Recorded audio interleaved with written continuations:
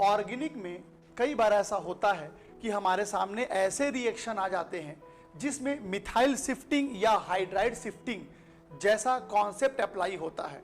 अब कई बच्चे कहते हैं कि सर हमको मिथाइल शिफ्टिंग हाइड्राइड शिफ्टिंग करने तो आता है, पर यह समझ में नहीं आता कि मिथाइल शिफ्टिंग या हाइड्राइड शिफ्टिंग होगा कब। अचानक किसी भी रिएक्शन में मिथाइल शिफ्टिंग करना पड़ जाता है, अचानक किसी भी रिएक्शन में हाइड्राइड शिफ्टिंग करना पड़ जाता है, पर हम समझ ही नहीं पा रहे हैं कि एक्चुअली में मिथाइल शिफ्टिंग या हाइड्राइड शिफ्टिंग को करते कब हैं। मैं आपको एक सिंपल तरीका बताता हूं, गौर से सुना बेटा।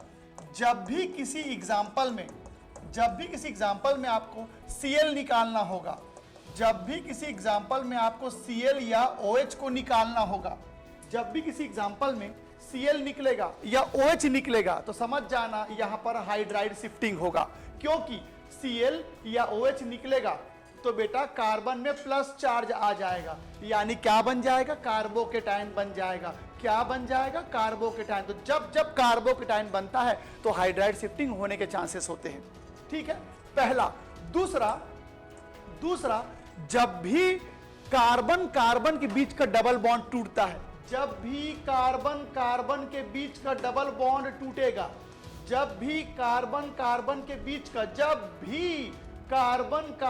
बीच का डबल बॉन्ड टूटेगा तो समझ लो कार्बोकेटायन बनेगा। और जब भी कार्बोकेटायन बनता है तो हाइड्राइड शिफ्टिंग होगा। तो अगर आप लोग को याद नहीं हो पा रहा है कि आखिर हाइड्राइड शिफ्टिंग या मिथाइल शिफ्टिंग कब होता है, एक सिंपल सा ट्रिक बताता हूं।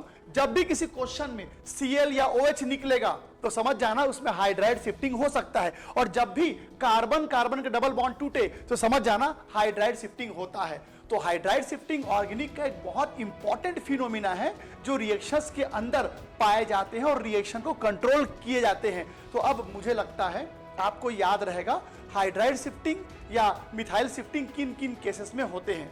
बोलो बेटा, याद